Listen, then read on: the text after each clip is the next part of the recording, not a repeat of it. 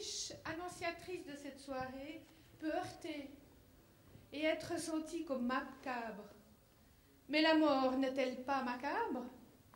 Il est vrai que dans notre société, la mort est aseptisée, déguisée, l'on cache ce qu'elle est, provocante, déchirante, insupportable. Les couleurs de l'affiche annoncent la couleur de la soirée, le rouge de Caritas et le noir de la mort, mort que nous allons aborder de différentes manières. En quelques mots, le déroulement de la soirée. Tout d'abord, Pierre-Alain Prat de Caritas Vaud abordera les dispositions de fin de vie et le positionnement de Caritas Suisse. Les fondements des dispositions de fin de vie sont rattachés à la liberté de se déterminer, de choisir et de prendre ses responsabilités en toute conscience. La rédaction de ces directives anticipées est l'occasion de prendre le temps d'en parler sereinement avec ses proches et d'envisager sa propre finitude. Ensuite, et au travers des contes, Alix Nob-Burnand, conteuse et responsable de l'accompagnement de personnes en fin de vie à Caritas Vaud, va nourrir notre imaginaire et nous emmener dans l'univers des diverses représentations que l'humain a données à la mort. Pour terminer, le verbe percutant et le regard perçant de Bernard Creta, sociologue et président de la Société d'études thanatologiques, nous interpellera sur le thème « Mort et angoisse ». Je tiens à remercier Gilbert Beeren qui va ponctuer le moment de conte avec son orgue de barbarie qu'il a construit de ses propres mains, les terreaux de nous avoir prêté cet espace culturel, Bernard Creta pour son engagement sans faille. Avant de passer la parole à Pierre-Alain Prat, 3 dernières informations. Si vous souhaitez soutenir les actions de Caritas Vaud, par un don, un panier est déposé à la sortie sur la table. Nous poursuivons cette soirée au café Le Sycomore, derrière le théâtre. Je ne sais pas encore tout à fait où il est. Juste là derrière, d'accord. Et la 3e information m'échappe. La 3e information, c'est qu'on va tous passer de très bonnes. Ouais. Alors, je suis absolument persuadée de la 3e information. Je passe la parole à Pierre-Alain Prat.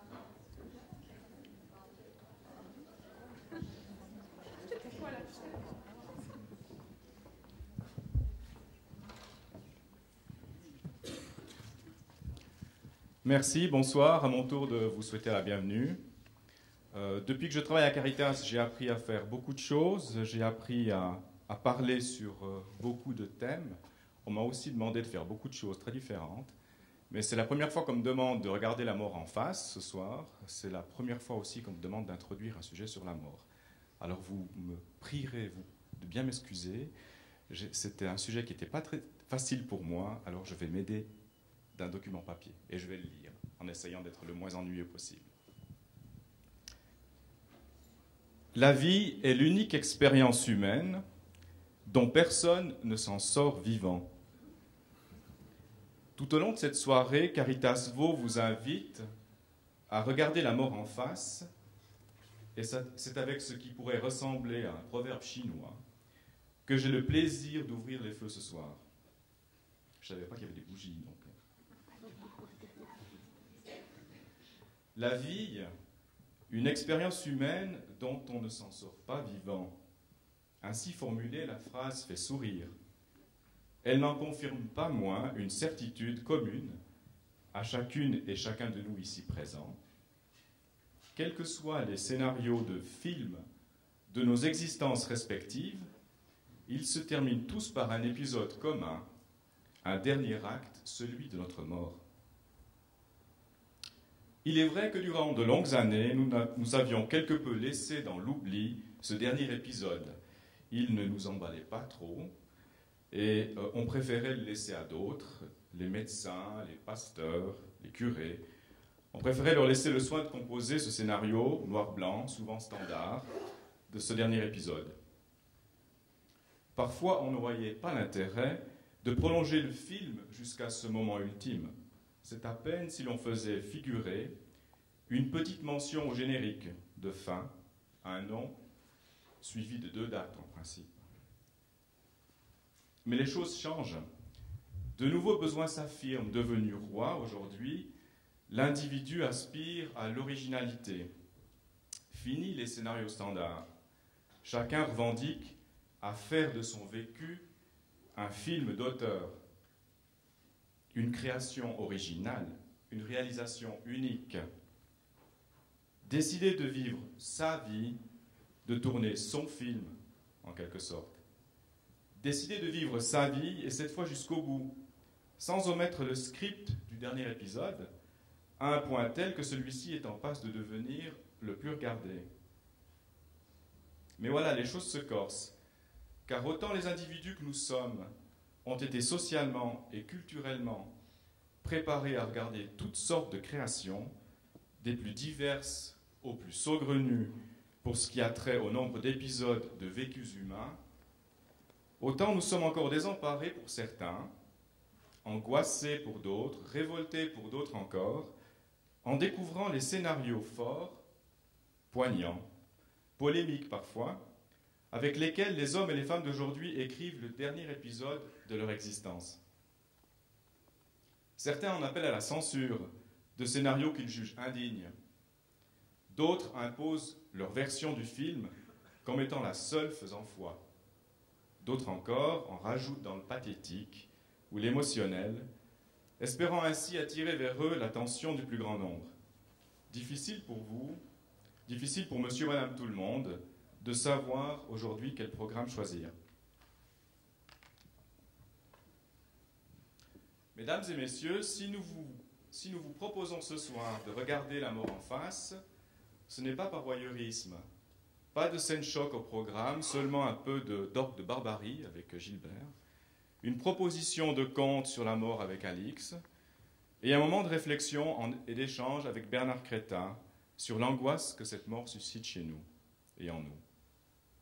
Caritas Vaud vise ainsi un premier objectif, celui d'inviter chacune et chacun d'entre nous à réapprendre à parler de la mort, à l'apprivoiser à nouveau, et ceci dans le but de nous aider à décider du comment est-ce que je veux vivre ma propre mort, en harmonie avec mes croyances, mes valeurs, et celles de mes proches qui vivront ce moment intense avec moi. Les intervenants de cette soirée n'ont pas reçu de consignes, du moins j'espère, n'ont pas reçu de consignes visant à vous imposer un scénario type ou à en censurer d'autres. Engagée depuis longtemps, depuis de longues années, sur le thème de la fin de vie, Caritas Vaud n'a jamais considéré qu'elle relevait de sa mission d'imposer une recette unique de la bonne mort ou d'en interdire certains cocktails. Comme le souligne notre charte, dans ce domaine de la vie sociale, comme dans d'autres, notre rôle premier consiste avant tout à nous efforcer de se faire proche de l'autre, du faible en particulier, d'être attentif à ses besoins, de soulager ses difficultés en lui apportant l'aide nécessaire pour lui permettre de redevenir sujet et acteur de son propre développement. Ceci ne veut pas dire que l'action de Caritas Vaud ne repose pas sur des valeurs institutionnelles, une vision du sens de la vie et de la mort, bien au contraire.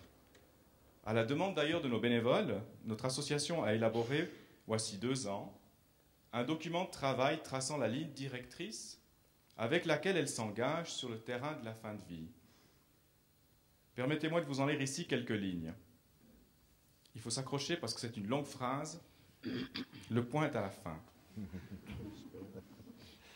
Confiante que toute personne peut donner et vivre un sens à la vie jusque dans sa propre mort, reconnue comme une composante de la vie humaine dans sa globalité, soucieuse de la dignité de vie que chaque mourant est en droit de se voir reconnaître par la collectivité, comme par le personnel soignant ou les membres de leur famille et leurs proches, Caritas Vaud est convaincue que c'est dans la qualité de la présence humaine auprès de la personne gravement malade ou en fin de vie, associée à des mesures médicales palliatives adéquates, que résident les conditions d'une mort dans la dignité.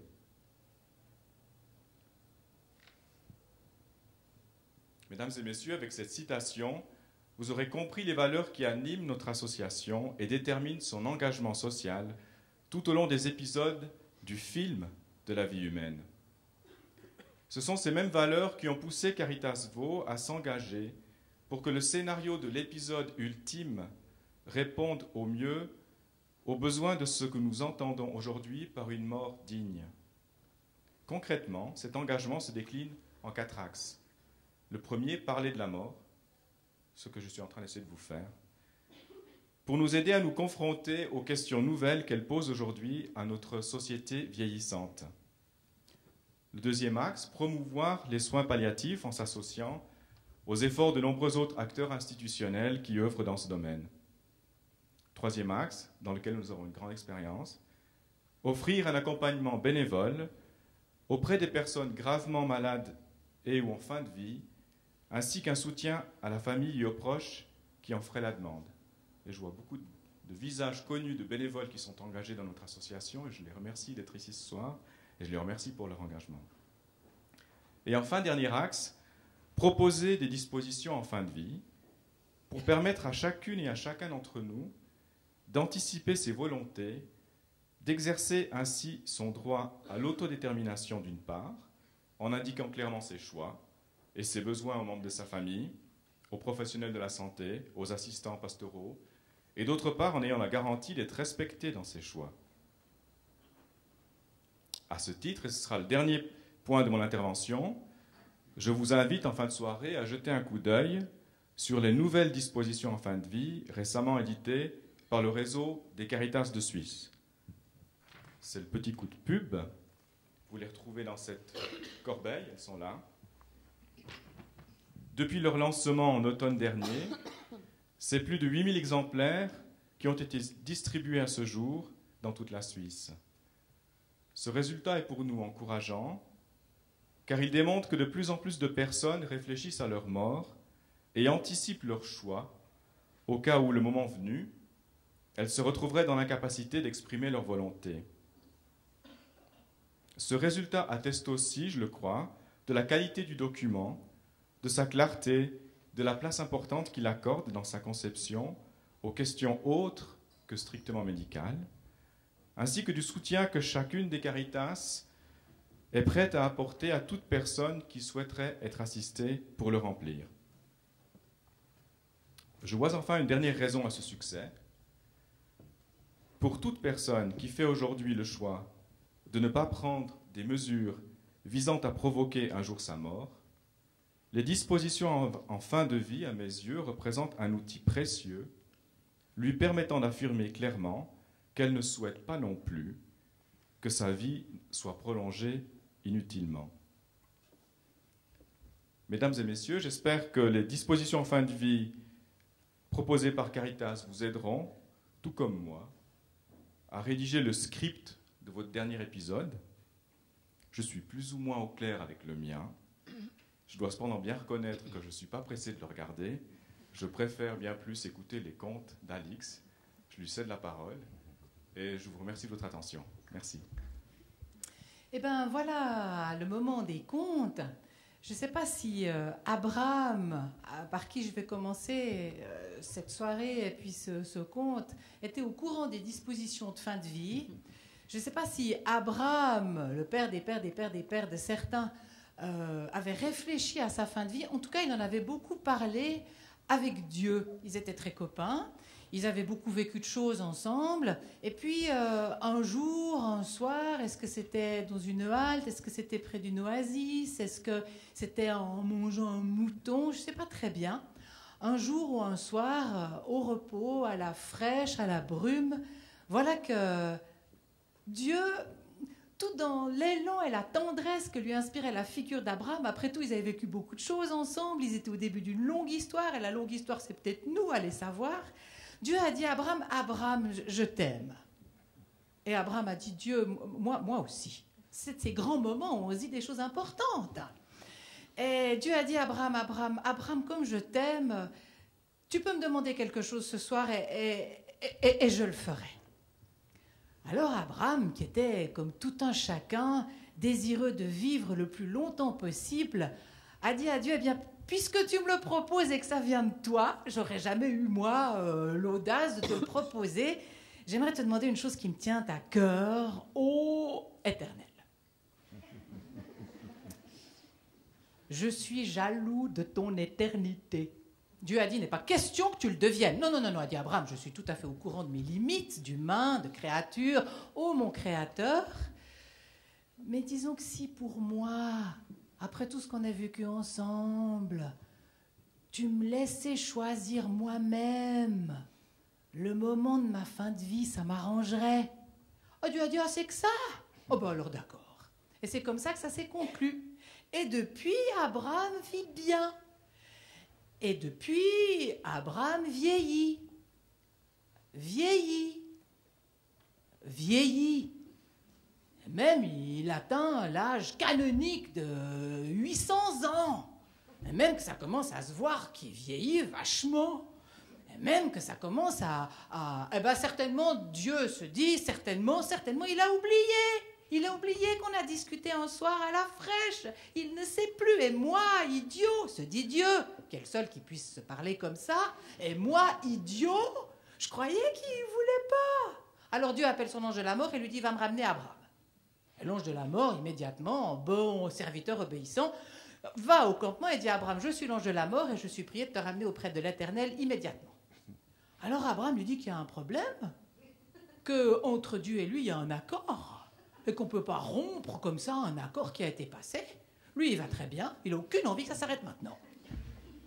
Alors l'ange de la mort remonte auprès de Dieu en disant il n'a pas voulu. Alors Dieu se souvient qu'Abraham se souvient. Et ça commence à faire des vagues. Dieu réfléchit, c'est ennuyeux, ça se voit, ça va se savoir. Les gens vont commencer à dire pourquoi il y a des dames, c'est pas moi, dégoûtant, moi aussi. Alors un jour, se présente au campement d'Abraham un visiteur, et comme Abraham est coutumier des visites, il est un excellent hôte, il accueille toujours très très bien ses visiteurs, il fait comme d'habitude. Il se lève, il court, il se prosterne, il dit, il ne sera pas dit que tu passeras le long de mon campement sans t'arrêter, qu'on prépare pour le visiteur des galettes, qu'on fasse tuer un veau tendre et bien gras, qu'on lui lave les pieds et qu'on lui amène du yaourt. Enfin, du lait caillé dans le texte, si vous préférez, mais ça vient absolument au même. Alors on s'active, on s'affaire, Sarah n'est plus là, mais quelqu'un d'autre fait les galettes. Et Abraham se porte au devant du visiteur. Qui est-ce tout vieux sur un âne? Vous avez compris ce que j'ai dit? C'est pour savoir si le micro marche ou pas. Qui est une espèce de tout vieux sur un âne? Et on attache l'âne, le vieux essaye de descendre de l'âne mais se casse la figure, tombe par terre, alors Abraham se précipite, l'aide à se relever, le vieux il arrive très bien à marcher tout seul, avec la canne, il avance jusqu'au campement, en mâchant ses lèvres. Et Abraham le regarde, le vieux pleure. Abraham lui demande s'il a un chagrin. Non, c'est comme ça depuis quelque temps. Il pleure tout le temps. Abraham a de la peine à comprendre parce que là, je vous parle en français, mais alors en hébreu avec 3 dents, c'est vraiment très très difficile. Hein, c'est très difficile. Enfin, comme le devoir d'hospitalité le veut, on fait entrer le vieillard dans la tente d'Abraham. On lui propose de ça. Non, il ne peut pas s'asseoir, il a des douleurs. On lui propose de lui laver les pieds. Non, parce qu'il a des escarres terribles, ça le brûle. On lui propose de la viande rôtie. Il ne peut plus. Alors, on lui amène à boire, et j'en renverse la moitié sur le plastron, il s'en met dans l'oreille, tellement sa main tremble. On lui demande comment faire avec la viande. On pouvait lui faire une papette. Je ne sais pas comment on dit papette en hébreu, mais enfin, en tout cas, c'est terrible. Et Abraham le regarde. Il lui dit, mais est-ce que vous arrivez à dormir? Oh non, je ne peux plus dormir. Et la digestion, une catastrophe. Et le réconfort des femmes, oh, juste pour me tenir chaud. Oh là là. Alors Abraham lui dit, vénérable vieillard, mais quel est votre âge? Alors le vieillard vénérable lui répond, 6 mois de plus que toi, mon fils. 6 mois de plus que lui, son fiche. Oh là là. Alors il sera comme ça dans 6 mois. Oui, ça s'est passé très vite. D'abord mes dents, et puis la longue litanie de tout ce qu'on perd quand on vieillit. Alors Abraham, d'un seul coup, se tourne vers le ciel et dit « Ô Créateur, Créateur, emmène-moi maintenant que j'ai encore mes dents, maintenant que je peux encore digérer, maintenant que je peux encore croquer une belle viande rôtie, et maintenant que les femmes, ça fait autre chose que de me réchauffer la nuit. » Alors, derrière lui, on voit le vieillard nu se redresser, jeter sa canne. On le voit avec un sourire éclatant, il a maintenant une grande cape de lumière. Il s'approche d'Abraham, il le prend dans ses bras et lui dit « Coucou, c'est moi ». Et il l'emmène auprès du roi des cieux. C'est ainsi qu'Abraham a fini sa vie. Il paraît qu'après, ils ont beaucoup rigolé. Lui, Dieu, et l'ange de la mort. Mais ça, personne n'en sait rien du tout.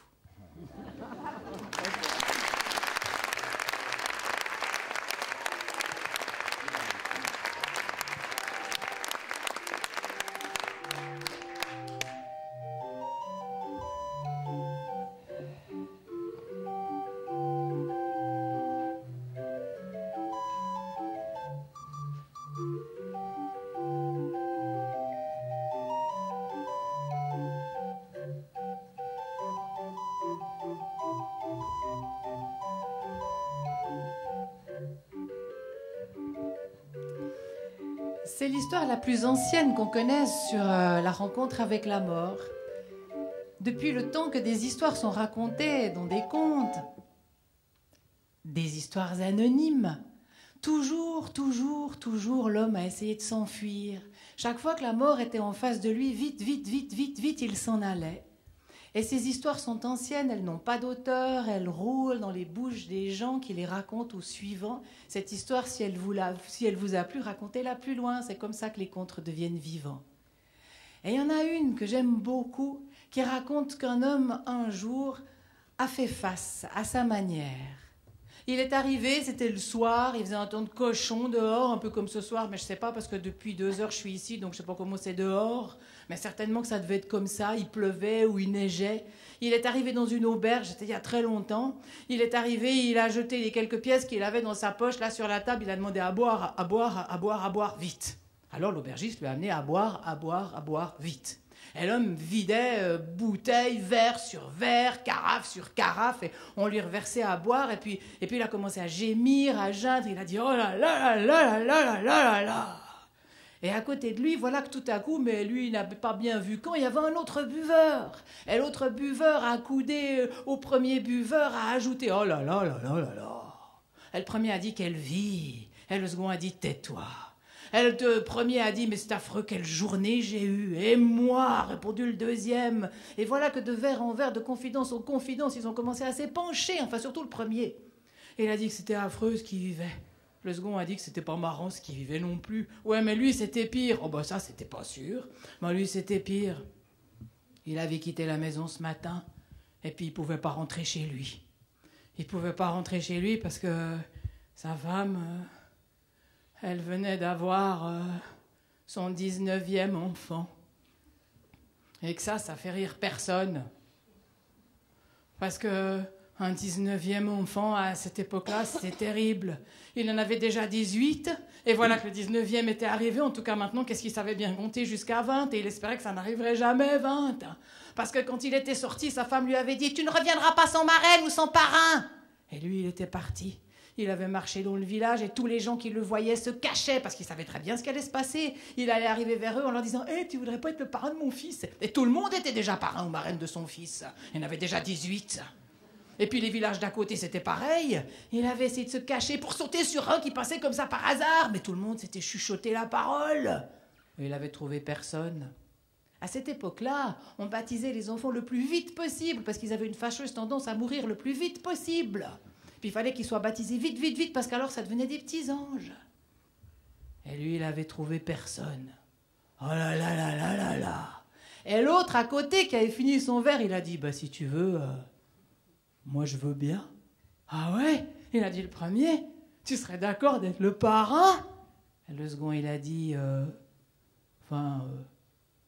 la marraine. Alors il l'a regardé et il a vu ce qu'il avait. Ben, il a dit, ça se peut pas. Elle a dit, pourquoi ça se peut pas? Parce que tu peux pas être marraine d'un vivant. Elle a dit, pourquoi je pourrais pas être marraine d'un vivant? Pourquoi je dois toujours venir à la fin? Pourquoi je pourrais pas une fois être au début? Hein? Pourquoi je pourrais pas une fois porter dans mes bras un tout petit qui serait encore vivant après? Si tu crois que c'est drôle, la vie que j'ai... Elle a commencé une litanie terrible, comme quoi c'était pas drôle, qu'elle recevait des listes, que des fois c'était un boulot épouvantable, que si elle avait pas fini la nuit, elle devait recommencer le lendemain avec 4 de plus, que c'était pas drôle quand elle crevait de chaud, qu'elle avait demandé un tissu plus léger, mais qu'on ne lui donnait pas. Elle a tant fait. Et puis elle a dit que s'il était d'accord, eh ben, il n'aurait pas à le regretter, le petit. Bon, ben, elle a dit d'accord. Puis il est rentré chez lui, tard. Quand il a ouvert la porte et qu'il est allé se coucher à côté de sa femme, enfin à côté du petit qui était entre sa femme et lui, ça commence très vite ces choses-là. Il faut faire très attention dans les couples aujourd'hui. Il ne faut pas qu'ils dorment dans le couple des parents, ça va pas. Elle lui a dit, alors, t'as trouvé quelqu'un? Il a dit qu'il avait trouvé quelqu'un. Un ou une? Une. Je la connais? Il a dit, je crois pas. Et le lendemain matin, on a vu un char avec des bœufs noirs. Des serviteurs noirs. Le char était noir. Et voilà que les serviteurs ont amené dans la maison des tonneaux de vin délicieux. Et voilà qu'ils ont amené des chapons. Et voilà qu'ils ont amené d'énormes rôtis. Et voilà qu'ils ont amené du pain. C'était un cadeau de la marraine. La mère, toute contente, a fait servir, et on en a eu de reste. Pendant ce temps, le père avait pris le petit et il se rendait à l'église. Quand il est arrivé dans l'église toute froide avec le prêtre qui était là-bas tout au fond, plein dans les échos et dans les odeurs d'encens, vieilli, le prêtre a dit, alors, t'as trouvé quelqu'un ce coup-ci? Le père a dit qu'il avait trouvé quelqu'un et qu'elle allait bientôt arriver. Puis la porte s'est ouverte et quand il l'a vu qui entrait, lui qui était un peu dégrisé, il a eu aussi peur que le curé. Elle entrait avec sa cape qui flottait. Elle entrait avec ses pieds nus, carpe, métacarpe, qui foulait le sol saint de l'église. Quand elle s'est approchée, le prêtre, il a dit que ça se pouvait pas. Elle a dit, pourquoi ça se pourrait pas? Est-ce que je pourrais pas une fois, moi? Elle a recommencé tout ce qu'elle avait dit le soir d'avant. Alors le prêtre a dit que ça se pouvait. Le père a posé dans ses bras décharnés le tout petit poupon, qui n'était pas assez vieux pour avoir peur, et qui s'est confronté, lui. Il a regardé sa marraine, il a fait... Elle a fait... C'est dur avec un micro. Elle a fait mon chouchou, mon petit coucou, mon petit coucou,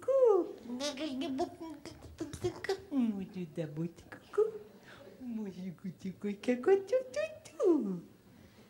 Ça a duré. Finalement, le prêtre a demandé si c'était possible de procéder. Le père a vu à ce moment-là, exactement sur la même photo qu'il y a sur le papillon, il a vu une toute petite larme qui roulait. Il n'en est pas sûr. Hein. Et à un moment donné, le bébé s'est... Alors vite, la mort a sorti un long doigt de mort et elle a fait téter son doigt au petit. C'était la première fois qu'on voyait ça. Et c'est la première fois et la dernière fois qu'on a vu ça. Et ça ne peut être raconté que dans les contes. La marraine est repartie en disant qu'elle reviendrait l'année prochaine pour l'anniversaire du petit. L'année prochaine, quand elle est arrivée, ça a fait un vache d'effet. Toute la famille s'est reculée dans la seule chambre qui était disponible. Et la marraine s'est approchée du petit, elle s'est penchée, elle a dit à gougou. Et le petit a dit à gaga. Et puis c'est comme ça qu'ils sont communiqués. Chaque année, quand elle venait, tout le monde se cachait, mais le petit trottinant se précipitait dans les bras de sa marraine en disant « Marraine, elle dit mon chéri !» Et puis voilà qu'un jour, il a eu 7 ans.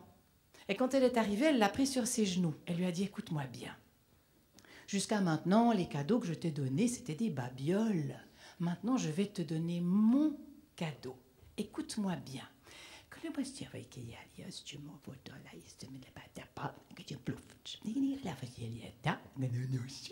Et tu fais comme tu veux. » Ça va ce micro, vous avez compris? Alors, quand on a appris le lendemain que le curé était peu bien, le petit a dit qu'il voulait aller le voir.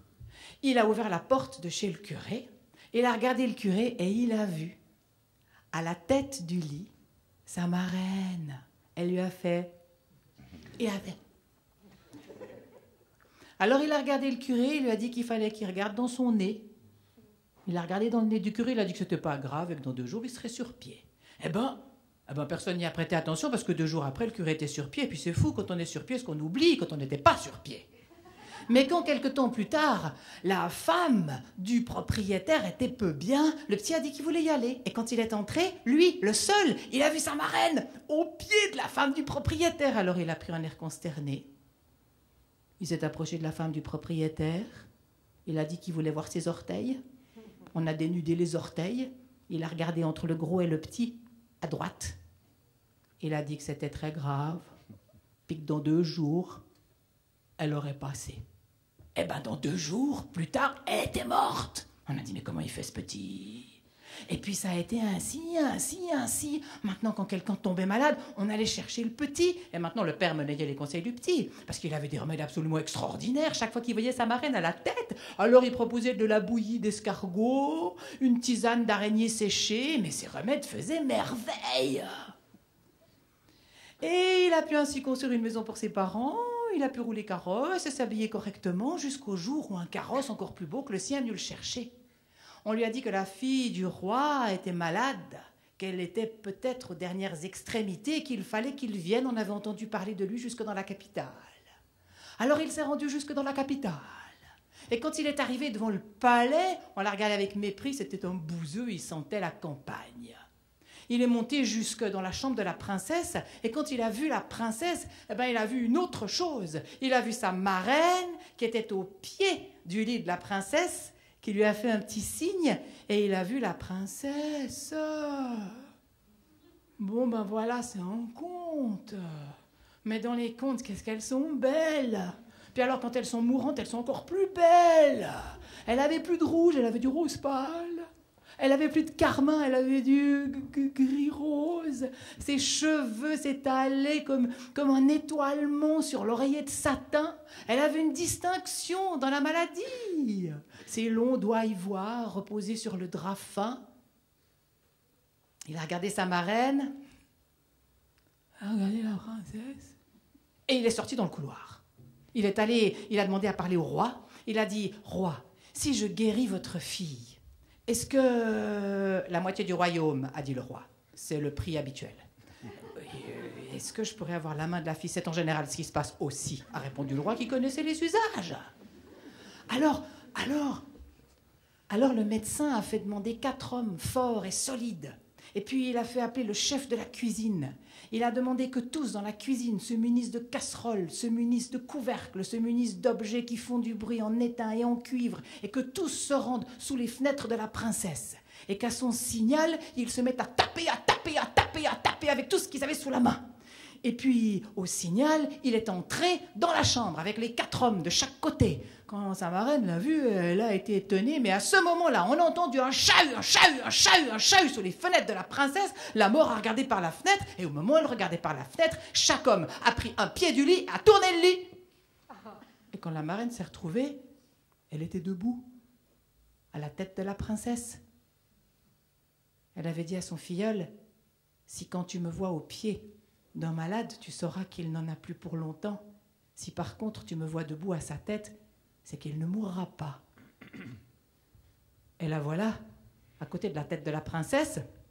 Elle a regardé son filleul. Et le filleul a regardé sa marraine. Et la princesse a guéri. Il a épousé la princesse, il a hérité de la moitié du royaume, mais il n'est plus jamais allé au chevet d'un malade, tant il avait peur de rencontrer sa marraine. Puis le temps a passé. Un jour, il circulait en carrosse quand tout à coup, au travers du chemin, un amoncellement embarrassait la route, une carriole s'était renversée et un vieillard essayait de remettre dans la carriole tout ce qui était tombé de la carriole. Alors il est descendu, il a regardé et voici que dans la carriole, plein de chaussures trouées. C'était un amoncellement de chaussures trouées. Il s'est adressé aux pauvres qui transportaient cette carriole en disant « Mais de quoi fais-tu commerce, mon brave ?» Alors le brave s'est retourné et le filleul a reconnu sa marraine. Elle lui a dit « Le commerce de chaussures trouées, mon filleul, c'est tous les kilomètres que j'ai dû faire pour te retrouver. Tu m'as trompé. Et maintenant, je t'emmène. »« Oh, marraine, il a dit, ce filleul, marraine. Marraine, tu te souviens quand tu me prenais dans tes bras, quand je te faisais à gougou, marraine. » Elle lui a dit, « Tu m'as trompé. À cause de toi, j'ai dû faire payer une autre vie. » Il a dit qu'il ne comprenait pas, qu'il avait juste sauvé la princesse parce qu'il l'aimait. Alors elle lui a dit, « Regarde. » Et elle a écarté sa cape.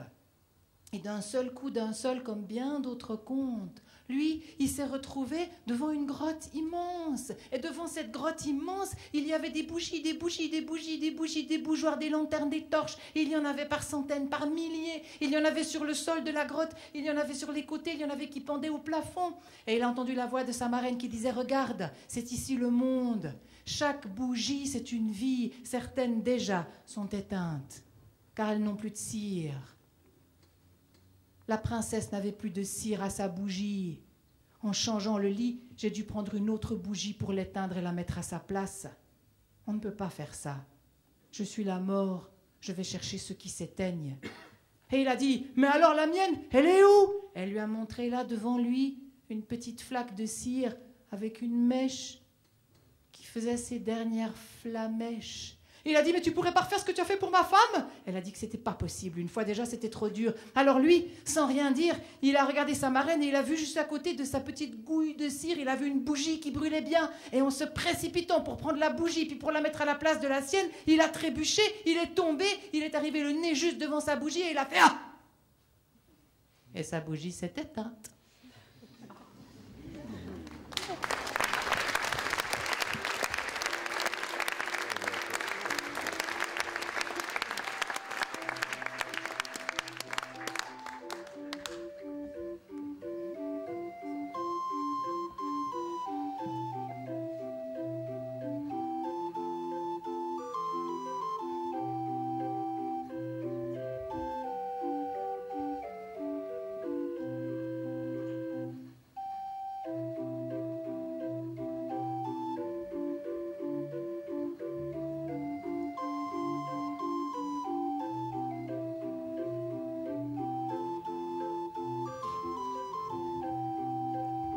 Ça dure 7 minutes, je crois. Hey Jude, tu continues. Hein.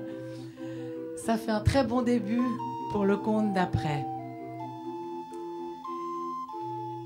Non, continue, je fais toute l'intro là-dessus. Ça va, vous entendez bien quand je parle avec cette musique, c'est drôlement plus joli.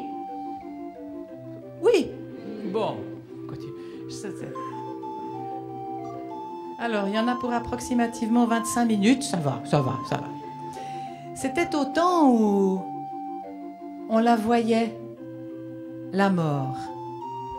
C'était au temps où il n'y avait pas besoin de faire de soirée pour parler de la confrontation avec la mort parce que tout le monde la voyait. Quand elle arrivait, on savait qui elle était, on la reconnaissait. Elle ne s'appelait pas la mort, elle s'appelait l'ange. Et l'ange était un des anges que Dieu préférait. C'était son ange préféré, il ne l'appelait pas l'ange, il l'appelait mon ange.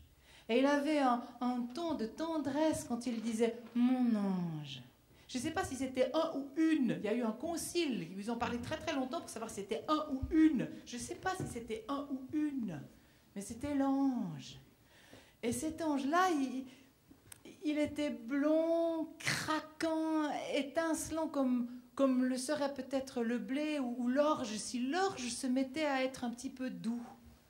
Si l'orge, plutôt que d'être rêche, se mettait à être velouté, tendre, tranquille, charnu aussi dans ses petites pointes rêches. Alors voilà, l'ange était long, élancé, tendre, doux. Il était, quand il parlait ou quand il se déplaçait, ça faisait comme le son de la harpe.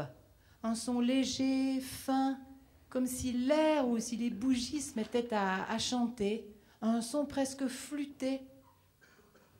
Quand l'ange passait, c'était comme la main de la harpiste. C'était léger et délié. Ça s'en allait comme les nuages quand ils sont peignés tendrement par le vent. C'était peut-être tout à fait la harpiste, en fait. Voilà, l'ange, c'était comme la harpiste qui est plongée, qui est courbée sur son instrument et puis qui le caresse du bout des doigts et voilà que le chant, tout le monde le connaît.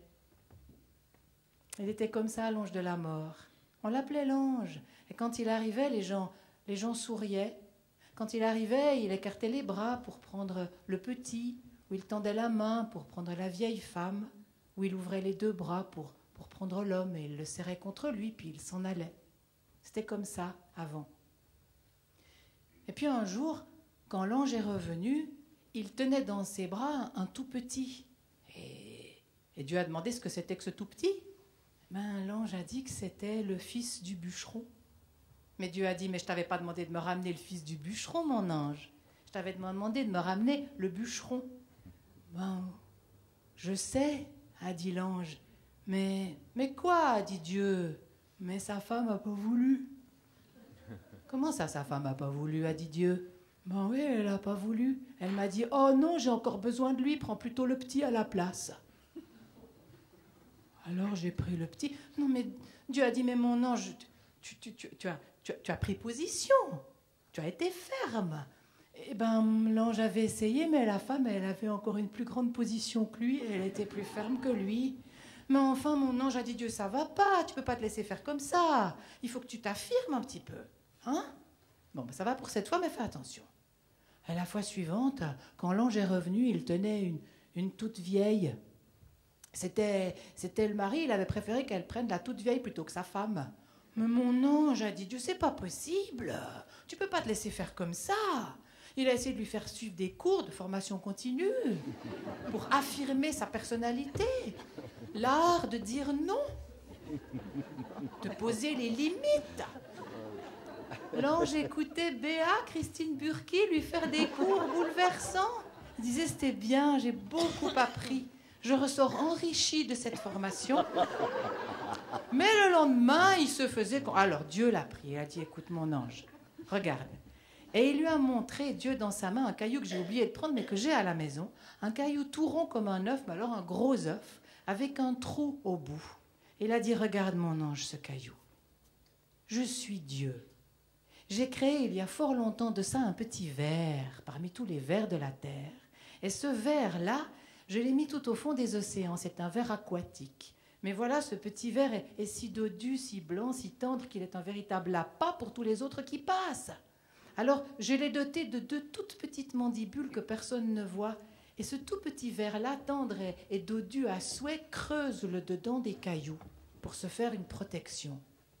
Alors, si moi, Dieu, j'ai prévu tout ça, si moi, Dieu, j'ai pensé à tous ces détails-là pour munir de mandibules invisibles un tout petit ver au fond des océans, je sais ce que je fais quand je te demande de me ramener quelqu'un. Il n'est pas bon que l'humain connaisse le moment de sa mort. Il n'est pas bon qu'il maîtrise le moment de sa venue au monde. Alors, puisque décidément, ils ne t'obéissent pas, je sais ce que je vais faire. Et depuis ce jour-là, l'ange de la mort est devenu invisible. On ne le voit plus. Et c'est depuis ce jour-là que les contes sont nés, parce qu'il suffit de ne plus voir quelque chose pour l'imaginer terrible. Parfois, néanmoins, quelques-uns le voient. C'est ces gens qui, soudain, au dernier moment, ont un sourire qui illumine leur visage et ils disent dans leur dernier souffle « Mais si j'avais su !» C'est qu'alors ils l'ont vu. Délié, tendre comme une musique de harpe, léger comme la harpiste, délicieux, craquant de lumière comme l'orge, si l'orge se mettait à être tendre. L'ange, l'ange.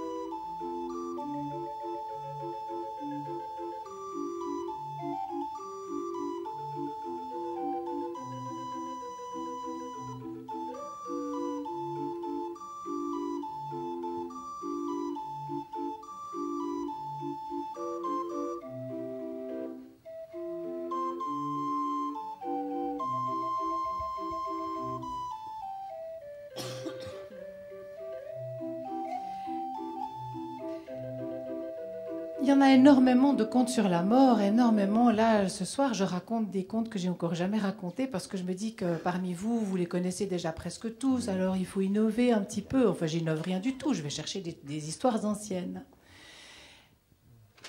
Et maintenant, elle a disparu, la mort. Maintenant, on ne la représente plus. Maintenant, elle est comme absente. Et d'être absente et de ne plus être représentée, ça la rend encore plus présente. Et puis, il faut inventer d'autres histoires. Il faut inventer d'autres contes. Et celui-là, l'idée m'en est venue après avoir vu un petit garçon, le visage d'un petit garçon. Un petit garçon qui vivait un grand deuil, mais il ne le connaissait pas. Et cette histoire-là, parce que ce n'est pas un conte, cette histoire-là, je la lui dédie. Ce petit garçon s'appelle Germain, et je pense que maintenant il doit avoir peut-être 13-14 ans. C'était au fond d'un vallon, au fond d'une combe, une maison. Une maison toute nichée, toute abritée par toute la forêt autour et puis les collines qui montaient de chaque côté. C'était une maison qu'on ne voyait pas parce qu'aucun chemin n'y menait. Un petit peu plus haut, juste dans la forêt, passait une autoroute et on entendait le long chuintement des pneus de camion quand il avait plu. Mais on n'y descendait pas. Cette maison, elle était abandonnée depuis longtemps. Une jolie maison, avec des fenêtres comme des grands yeux noirs, un toit vaste, large, et puis une vigne vierge que personne n'avait taillée. Et cette vigne vierge-là faisait à la maison et aux fenêtres comme une grande frange trop longue, de ces franges qu'on voit certaines fois aux enfants qu'on oublie d'amener chez le coiffeur. La vigne vierge lui faisait aussi des longs cils rouges quand l'automne venait. Et ce jour-là, c'est septembre. La maison est là, immobile, elle attend. Les maisons, ça c'est attendre. Elle attend depuis tellement longtemps. Elle se contente d'être, c'est tout.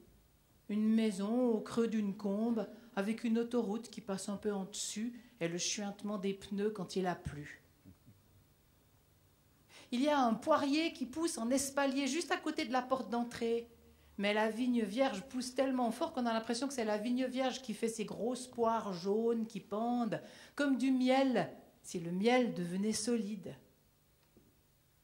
Et voilà que ce jour-là, on voit quelqu'un pénétrer. Il y a un énorme marronnier, j'ai oublié de dire ça, un énorme marronnier qui n'a pas été coupé depuis tellement longtemps que l'ombre du marronnier va bientôt communiquer son ombre à toute la maison si on ne fait rien. Et de dessous le marronnier arrive une toute petite bonne femme. Elle est énervée, elle a des cheveux tout crépus.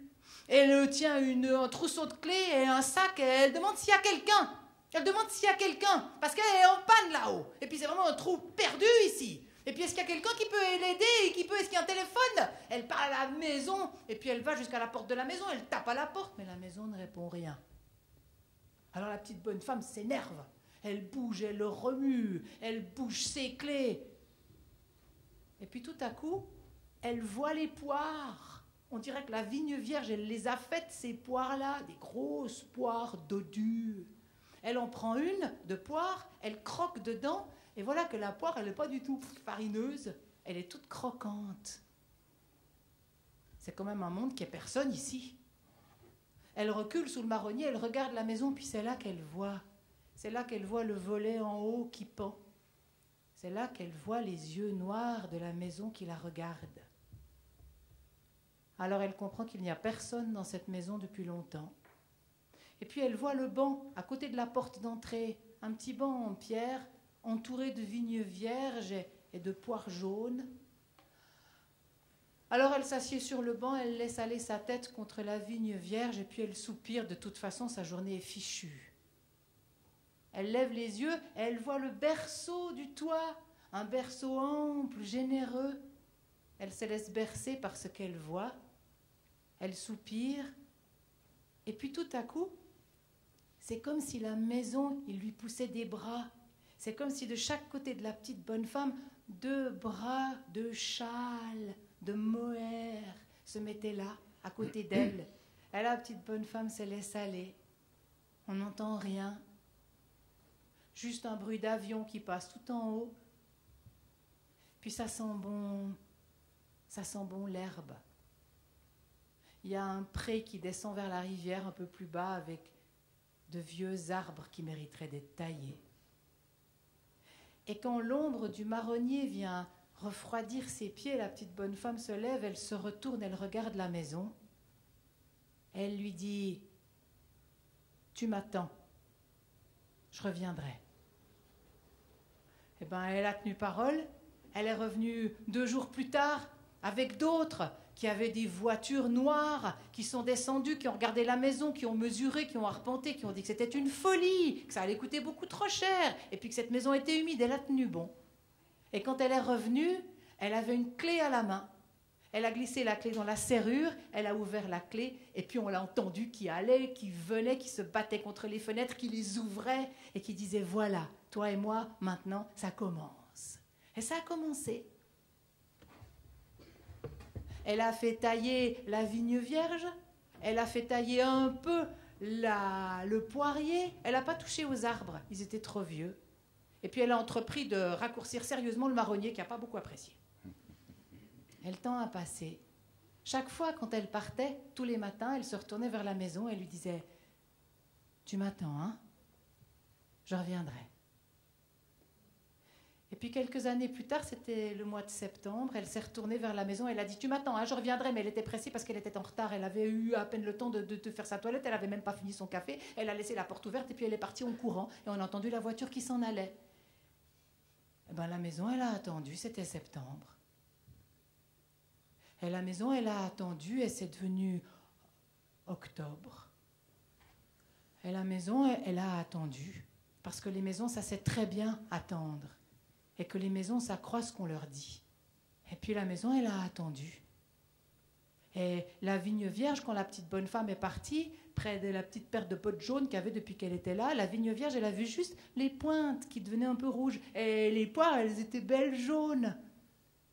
Et quand le mois d'octobre est venu et que le vent a emmené les feuilles, les premières, la vigne vierge, elle était toujours verte avec juste la petite pointe qui était un peu rouge. Et les poires, elles étaient bien jaunes et bien mûres. Et les petites bottes jaunes, elles étaient toujours là. Et la porte ouverte. Et quand le mois de novembre est venu, avec sa brume, avec ses gels matinaux, quand on a vu toutes les forêts tout autour se dépouiller et prendre des allures de deuil, le marronnier, il était toujours vert foncé, avec les petits marrons qui étaient là, des faux, des marrons pour de faux, avec les petites pointes qui étaient molles, pas encore des marrons pour de vrais qui font vraiment mal, des marrons pour de faux, encore tout tendres. Et la vigne vierge, elle avait juste les petites pointes qui étaient rouges, et les poires, elles étaient toutes belles jaunes, et la porte, elle était toujours ouverte. Et à la fin du mois de décembre, pendant les vacances, quand il y avait de la neige, ils sont venus, ils étaient 3, c'était des adolescents. Ils se sont approchés, ils ont vu ça, ils ont dit « Mais regarde, regarde !» Ils se sont approchés, ils ont dit que c'était pour un film, certainement, le marronnier tout vert, la vigne vierge, les poires, la porte ouverte et la maison qui attendait.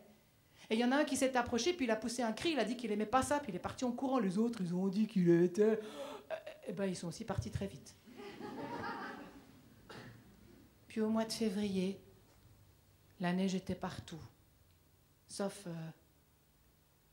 vers la maison, sauf vers le marronnier, qui avait toujours ses feuilles vertes, avec ses petits marrons qui étaient pour de faux, avec les petites bottes jaunes, parce que les bottes jaunes, ça vieillit de toute façon pas beaucoup, même en hiver, ça ne change pas beaucoup les bottes jaunes. Une voiture s'est arrêtée et un homme est descendu. La voiture s'est arrêtée là où la petite bonne femme arrêtait sa voiture. L'homme est descendu, une autre femme est descendue avec une poussette, un bébé.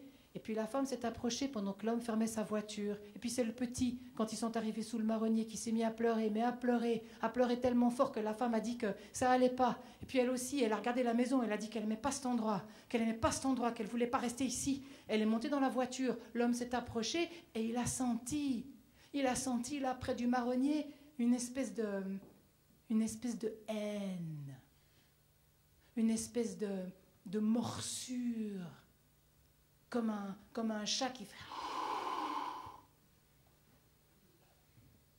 Alors il est remonté dans sa voiture et juste avant de partir, il a ouvert la portière et il a dit à la maison « Attends-moi, je reviendrai ». Et puis il est parti. Et bien le lendemain, il est revenu, tout seul. Il est descendu de la voiture, il s'est approché jusque là où ça mordait un espèce de froid, de cave, un froid de haine, et il s'est accroupi. Il a regardé le sol et il a commencé à parler. Il a raconté la voiture, de la petite bonne femme, il a raconté la côte, la voiture qui glisse, et puis le camion qui monte. Il a raconté le silence du cri. Il a raconté le bruit des machines pendant octobre, le bruit des machines pendant novembre, le bruit des machines pendant décembre et les machines qu'on arrête. Voilà. Lui, c'était son frère. Elle, il a montré les petites bottes jaunes. C'était sa sœur. Et demain, il reviendrait. Quand il est revenu le lendemain, il a pu s'approcher plus près. Le froid était massé à la porte. Il a dit qu'il était son frère et que ses bottes étaient à sa sœur. Et puis il s'est battu contre la porte, elle était ouverte pourtant. Quand il est entré dans la cuisine, il a vu qu'il faisait tiède dans la cuisine. Quand il est entré dans la cuisine, il a vu le bouquet de fleurs qui était là posé comme quand elle était partie. Il a vu le café et ça sentait le café. Il a dit à la cuisine que c'était fini. Et puis il est allé dans le hall avec les habits qui pendaient de sa sœur. Il a dit au hall d'entrée que c'était fini. Et il est allé dans toute la maison, le salon, en disant que c'était fini. Et derrière lui, il laissait de la poussière, des fleurs fanées, du café avec une petite taie blanche en dessus et des habits défaits. Quand il est arrivé près de la porte de la chambre de sa sœur, il a dû se battre contre la porte comme si la maison fermait la porte. Il a ouvert la porte de la chambre de sa sœur et là, ça sentait sa sœur. Et là, sa sœur était là. Le lit n'était même pas refait. On voyait encore l'empreinte du corps de sa sœur. Et tout était là, à sa sœur. Alors il s'est assis sur le lit et il s'est mis à pleurer. Il a dit, c'est fini. Elle est morte. Alors il a entendu comme un énorme coup de tonnerre. Il a senti le sol de la chambre qui tremblait, et puis des bruits dehors, des bruits sourds, lourds, et puis des bruits légers, comme des attouchements, par centaines, par milliers. Quand il est sorti de la maison, il a vu la vigne vierge pleurait ses feuilles vertes avec ses petits bouts jaunes. Les poires tombaient les unes après les autres. Le marronnier se dépouillait et les marrons pour de faux tombaient sur le sol. Tout est tombé, les pommes dans le verger. Et quand il a vu la dernière feuille de vigne vierge qui tombait, il a vu ce qu'il avait entendu. La maison était fendue, du sol jusqu'au toit, tout par le milieu, une crevasse, une plaie, une béance.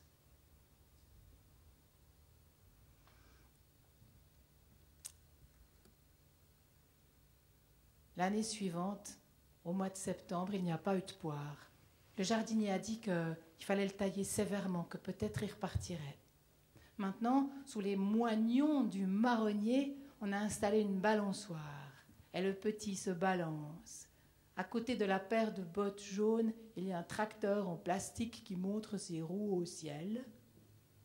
C'est le frère, sa femme et leur petit qui habitent ici. Au salon, il y a une photo avec la petite bonne femme. Elle ouvre la porte de sa maison et il y a une petite paire de bottes jaunes.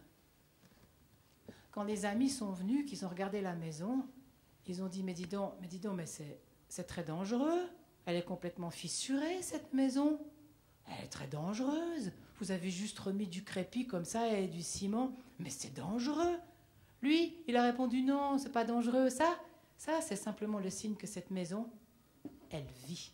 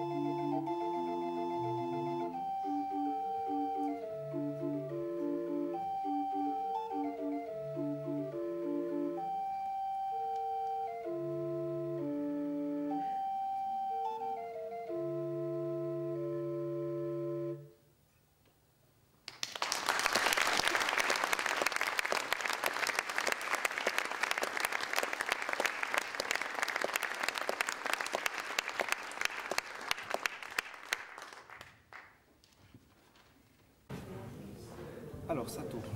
Pierre-Alain Prat, pourquoi est-ce important aujourd'hui de parler de la fin de vie? Je crois que c'est important aujourd'hui d'en parler parce qu'il faut donner à chacune et à chacun d'entre nous la possibilité d'y réfléchir. C'est un thème qu'on a trop souvent ignoré, qu'on a voulu laisser dans l'ombre et je crois que le fait qu'il revienne aujourd'hui aussi fort, tant dans la presse que dans les médias, nous désarçonne un petit peu. L'objectif de Caritas en ce sens, c'est de nous donner l'occasion de nous interpeller et de donner aussi l'occasion à différents intervenants comme M. Crétin ce soir par exemple, de nous faire réfléchir à ce que signifie cette fin de vie en fait. Est-ce que vous-même, dans le cadre de Caritas, vous aimeriez promouvoir certains scénarios de fin de vie? Je ne le crois pas. Je ne crois pas que dans le cadre de Caritas, nous nous autorisons à dicter des scénarios de fin de vie. Je crois beaucoup plus que l'objectif de notre association, c'est d'être à l'écoute des besoins des personnes qui se retrouvent en fin de vie et d'essayer au mieux de les aider dans ces moments, tout en étant, je crois, très pudique, très modeste, parce que, comme il a été dit ce soir brillamment, encore une fois par M. Crétin, je crois que le scénario de la fin de vie n'appartient qu'à la personne qui la vit. Comment est-ce que Caritas réagit par rapport à l'émergence de plus en plus forte d'associations comme Exit, présentes jusque dans les hôpitaux aujourd'hui? Je crois que pour Caritas, le choix est sur ce point de vue-là assez clair. Il n'est de ne pas, je dirais, il n'est de ne pas proposer, si vous voulez, des choix où les personnes mettraient fin eux-mêmes à leur existence. Donc nous proposons quelque chose d'autre, si vous voulez, en quelque sorte. Et en même temps, c'est ce que nous faisons par exemple dans l'accompagnement des personnes en fin de vie, mais en même temps, nous ne nous autorisons pas à nous prononcer sur les choix que font les personnes pour leur propre fin de vie. Dans le contexte dans lequel on vit aujourd'hui, avec l'émergence de plus en plus forte d'associations comme Exit, présentes jusque dans les hôpitaux, en quoi est-ce que c'est important pour Caritas d'investir ce champ de fin de vie? Alors je crois que ce champ, il est déjà investi, enfin, il a déjà été investi par Caritas depuis de longues années. Bien évidemment, aujourd'hui, il prend une dimension beaucoup plus, je dirais beaucoup plus forte. Hein. Et je pense que c'est important pour Caritas d'investir ce champ parce que il y a différentes manières. Je crois que chaque individu décide de sa fin de vie, décide de la manière dont il veut mourir. Et je crois que nous avons aussi, sur ce point de vue-là, quelque chose à proposer, quelque chose à dire. Et je pense que c'est important qu'on puisse entendre aussi un discours je dirais, qui va plutôt dans le sens de ne pas,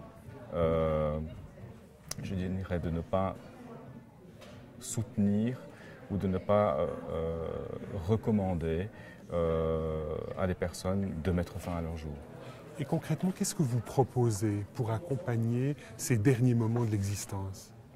Alors ce que nous proposons, c'est entre autres, concrètement, d'accompagner les personnes qui le souhaitent dans les moments de fin de vie. Pour ce faire, nous formons et nous encadrons des bénévoles qui assistent à des fins de vie de personnes. Nous proposons aussi les dispositions en fin de vie qui sont une manière pour vous de décider de la manière avec laquelle vous voulez que les choses se passent à la fin de vos jours. Et là, vous avez quel type de piste particulièrement précise? Alors, je ne crois pas que nous avons une piste particulière. Nous offrons, je dirais, avec cet outil, qui sont les dispositions fin de vie, la possibilité aux personnes de décider elles-mêmes de la piste qu'elles choisissent et je dirais de rédiger ces volontés pour qu'on les respecte au moment où, le jour venu, elles se retrouvent dans la situation de fin de vie, où elles se retrouveraient dans une situation où elles ne seraient plus à même, si vous voulez, de décider de leurs dernières heures. On positionne assez bien Caritas comme une association de type chrétienne.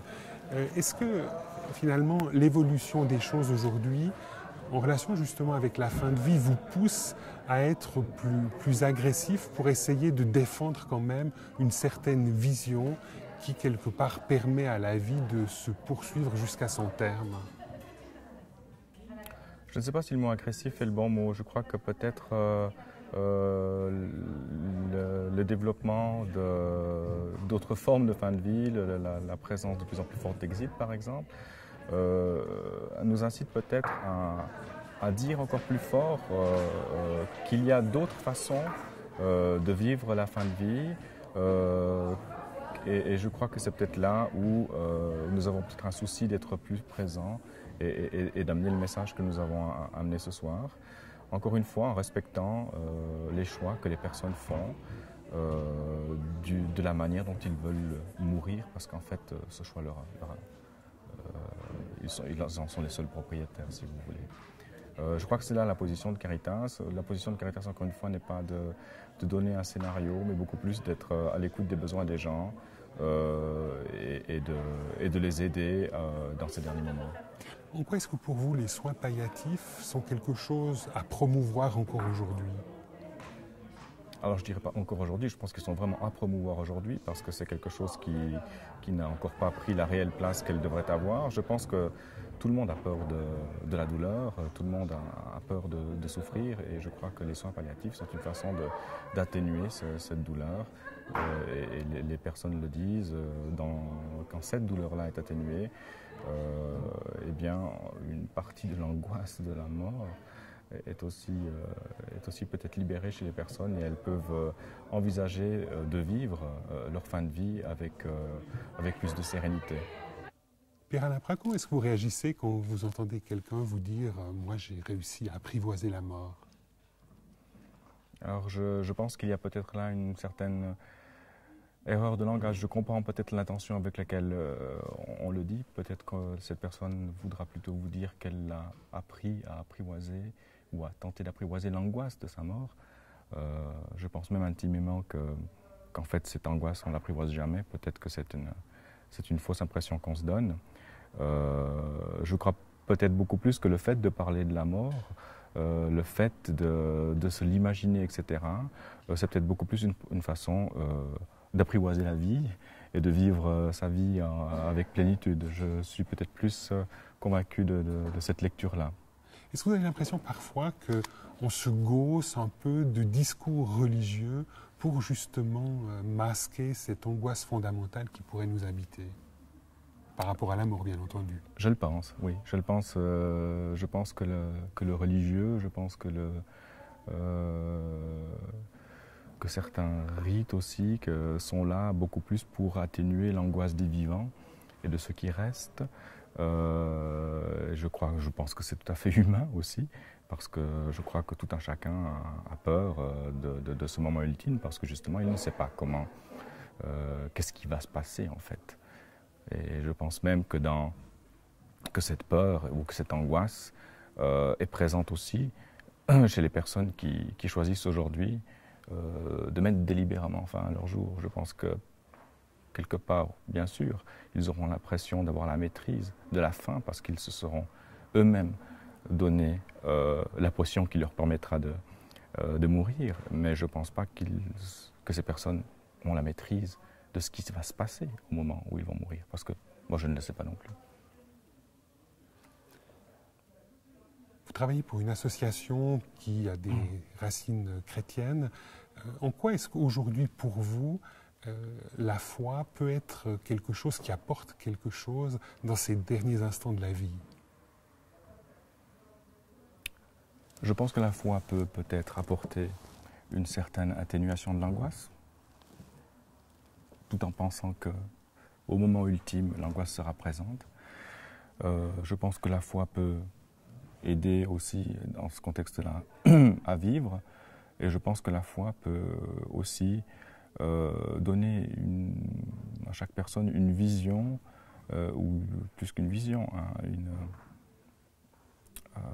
pour lui donner une vision de comment, s'il considère que ces moments, jusqu'où est-ce que ces moments lui appartiennent ou ne lui appartiennent pas. Je ne sais pas si je me fais bien comprendre, mais je crois que c'est peut-être aussi un élément.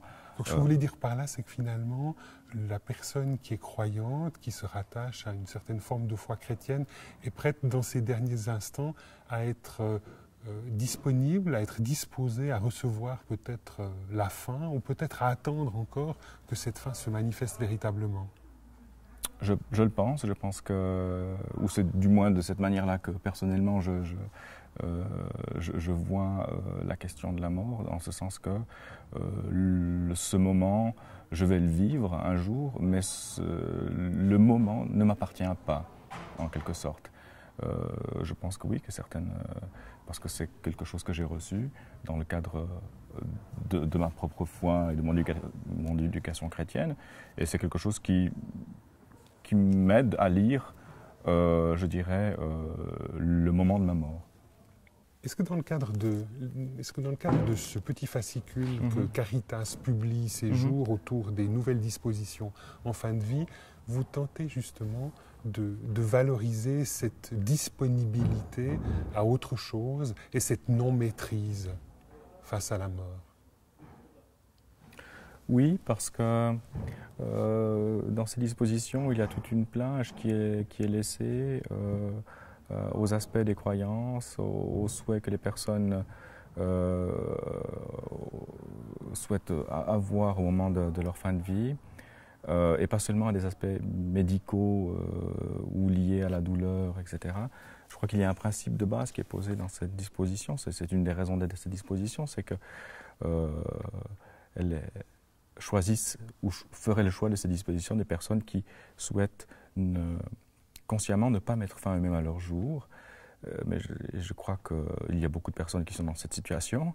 Mais ne pas vouloir mettre fin à ces jours ne signifie pas forcément accepter qu'on la prolonge inutilement.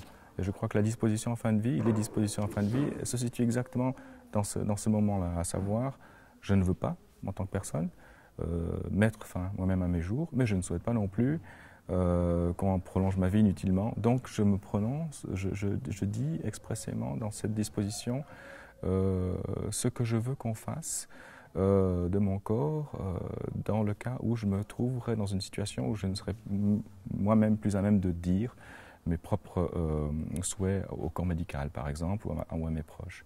Donc je crois que c'est dans cet axe-là que sont centrées nos dispositions, et elles ouvrent à d'autres aspects qui ne sont pas uniquement liés à l'aspect, je dirais, des soins de la fin de vie, mais aussi à ce que j'aimerais avoir, est-ce que j'aimerais avoir la présence ou non d'un pasteur, d'un prêtre, d'un proche, etc. Enfin, elles ouvrent aussi à ces dimensions-là.